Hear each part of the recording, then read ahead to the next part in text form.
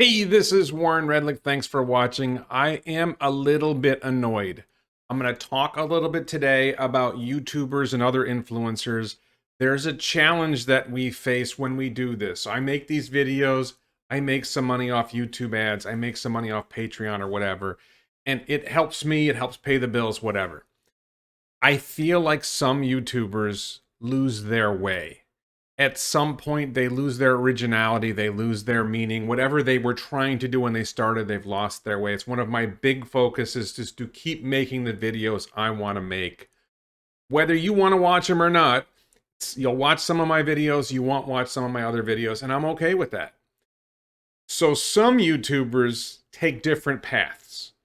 Some get so focused on entertaining and trying to attract you and keep you watching that they forget about the mission to inform, which is what I'm trying to do. I'm trying to inform. I hope I'm somewhat entertaining along the way by making funny faces or whatever, but I'm trying to inform. That's my primary goal. I think differently about some things, and I try to offer you a different perspective than you might get from somewhere else. That's absolutely my motivation. That's how I got started, was people were talking about SpaceX, and I thought about something that no one was saying. And a lot of my videos are trying to offer my perspective, which you can agree with or disagree with.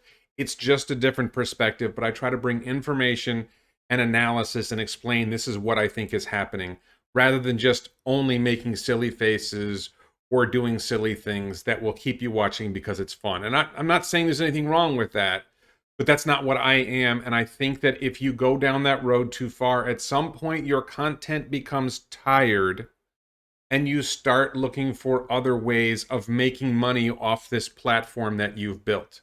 And there are certain YouTubers, today I'm going to name one, and you can, if you're watching the video, you've seen the thumbnail, you know who I'm talking about. There are certain YouTubers who have lost their way, and one way out of that is to sell out, to become a shill for someone else.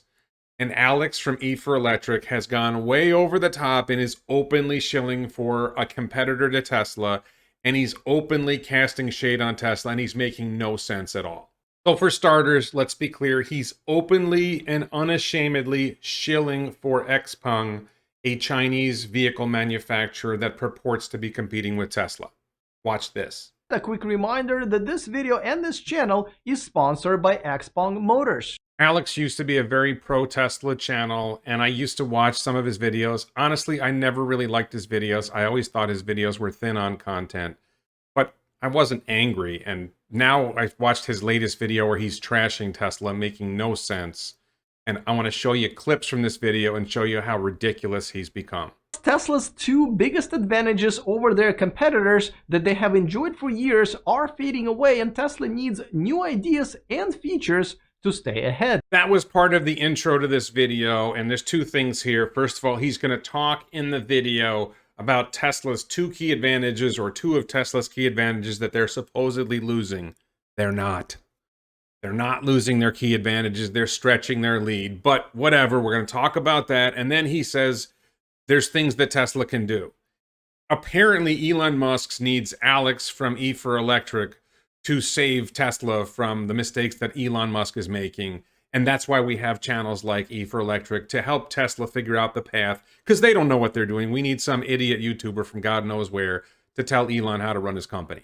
Until very recently, Tesla had two clear advantages over everyone else: the range and the supercharging network. Now, I know if you follow Tesla, you know how stupid this already sounds. That somehow Tesla is losing its key advantages of range and the supercharging network. And you're scratching your head saying, what? Tesla's killing it on range, and Tesla's killing it on the supercharging network, and everybody else sucks at all this stuff. What is he talking about? Well, let's find out. As far as range is concerned, there are 8 other EV models on the market this year with over 300 miles of EPA range, with most electric cars on the market this year have over 200 miles of EPA range, which most people find more than enough. I was surprised to hear that there are 8 EVs on the market other than Tesla that have more than 300 miles of range. I hadn't heard of that yet. I went and I checked Car and Driver magazine. I searched Google to see what I could find, and Car and Driver magazine has an article out in late May with a list of the new EVs with the longest driving range ranked. And there was one vehicle that purportedly has 300 miles of range that's not a Tesla. Yes, folks, there's a version of the Ford Mustang Mach-E that has a targeted EPA estimated range of 305 miles. The Mustang Mach-E California Route 1 edition, which I have not confirmed any have ever been delivered to an individual customer yet, and I have not confirmed that any are actually in stock at any dealer available for purchase. Probably this vehicle will be delivered by the end of this year, and this vehicle probably will have 300 miles or so of EPA rated range. But Alex said there are 8 of them.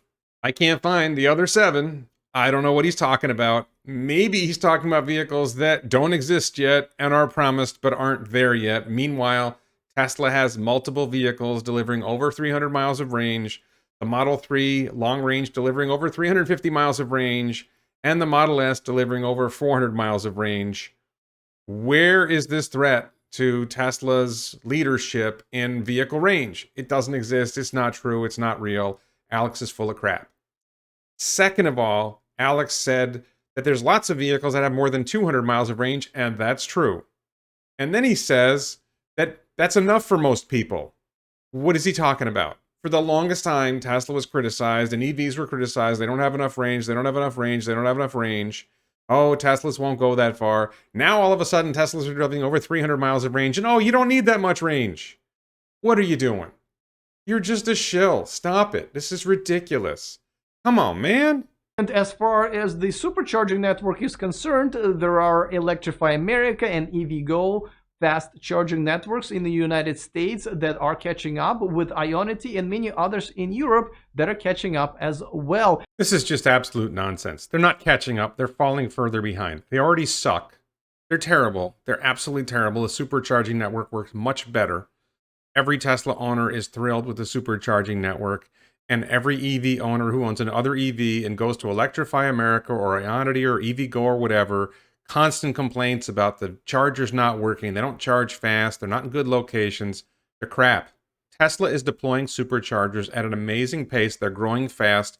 They are blowing these other guys out of the way. And oh, by the way, Teslas can charge at the other places if they want to. The other guys can't charge at Tesla superchargers. This is not the other guys are catching up. The other guys are falling way behind.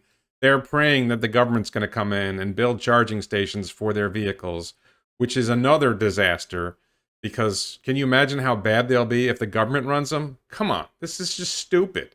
And we all need only so many locations out there to be able to drive anywhere we want. So as soon as there are as many fast charging locations as there are, let's say, Starbucks, well, we're done. Everyone's going to be even. Alex just gets dumber and dumber and dumber in this video, and it's really painful. There are about 32,000 Starbucks in the entire world. There are 168,000 gas stations in the United States alone.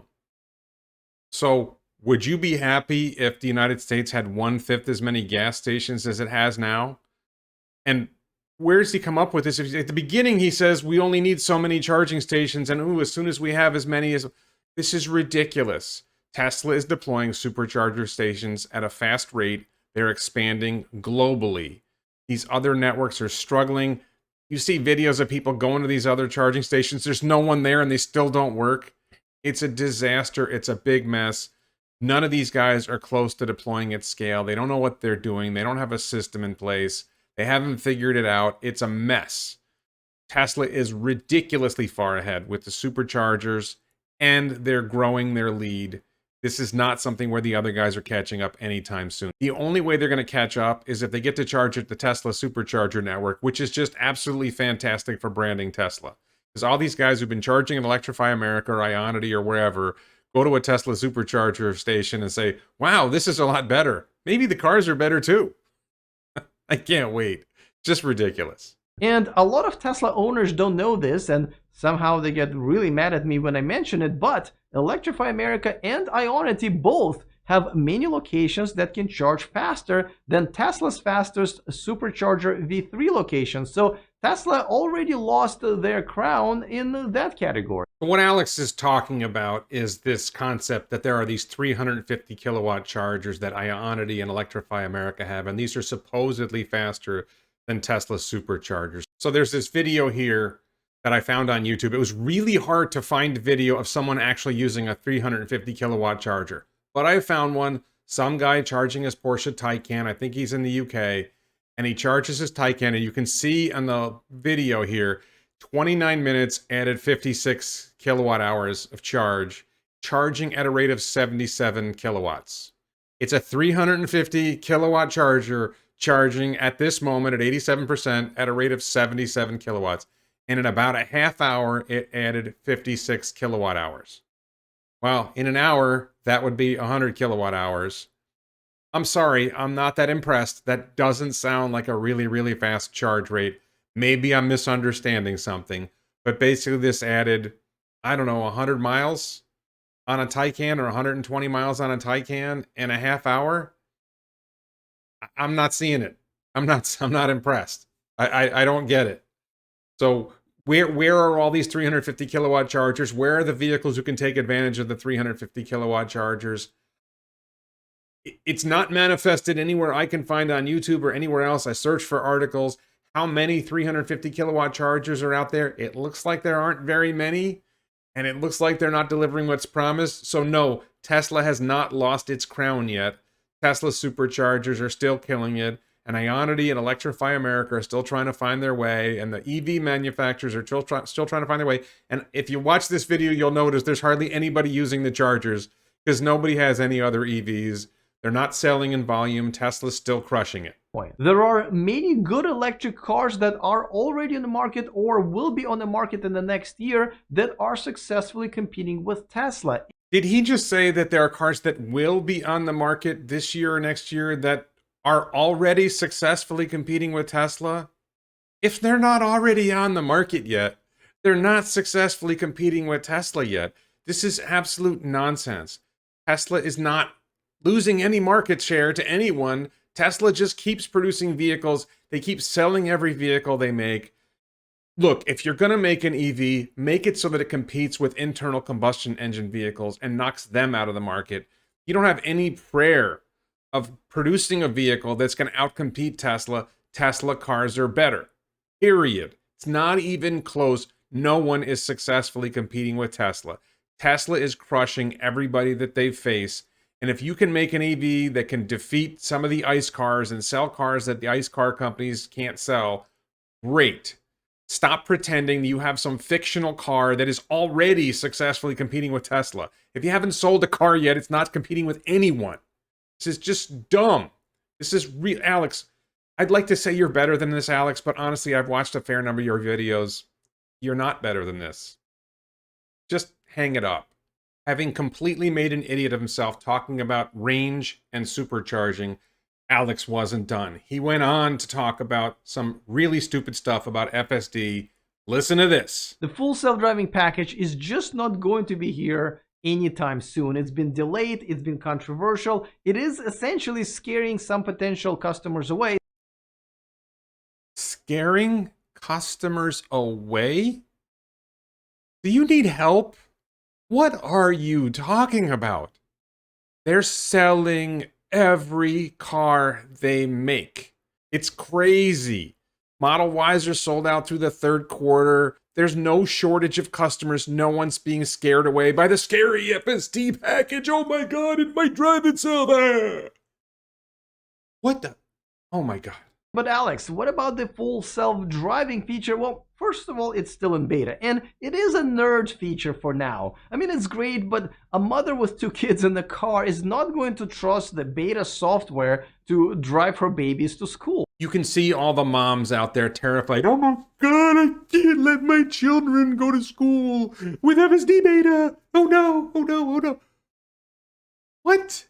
Tesla is the iPhone of the automotive industry, and just like with any new product, for every iPhone, there are Androids knocking on their door. Okay, it's true. The Apple iPhone comparison is making me sweat bullets. I'm just terrified of what's going to happen to my brokerage account and my IRA if my money is stuck in a company that only takes home so much revenue and 2/3 of the profits of a massively growing industry. Oh, this is terrifying. Alex, save me! Look what happened in China. The protester that we've all seen and heard about, who turned out to be completely wrong and really a fraud, did so much damage to Tesla because Tesla didn't really have the PR and marketing going. Yeah, Alex, the damage is just absolutely awful. I don't know how Tesla's going to get through this with, wait, sorry, what? Media reports high demand for Tesla Model Y standard range.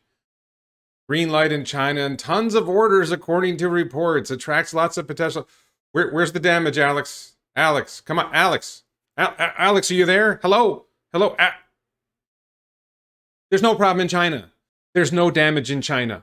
Alex is just trotting out the same tired arguments that FUDsters have been making, Tesla Q has been making against Tesla. It holds no water. It's a bunch of nonsense. And this is just more evidence that Alex E for Electric channel is absolute crap. And if you are currently a subscriber to Alex's E for Electric channel, why? Why would you watch this guy whoring himself out to a Chinese car company that is struggling to make cars, that is nowhere close to competing with Tesla, doing this ridiculous propaganda against Tesla? Why would you do this? Why would you watch this guy? He has no value whatsoever. If you have watched his channel before, don't watch it again. If you are currently a subscriber to E for Electric, unsubscribe. This guy adds nothing, zero value. He is a negative on society. He is a negative on the EV community. He is a stain on everything that we hope for. We want to see EVs get better. We want to see EVs improve. Tesla is leading the way, and this guy is trying to stand in the way and basically getting run over in the process. Alex, you've lost it. You're done. Hang it up. Quit. Go home. Get out of our faces. Now it's time for me to shill for stuff I actually believe in. If you like this video, check out my other videos. Check out the Elon stainless steel mug and the t-shirts at elonbits.com. They're both there. I'm not just shilling for them. I designed them. I believe in them. I think they're great, and I use them, wear them, and bring them places with me all the time. Thank you so much for watching.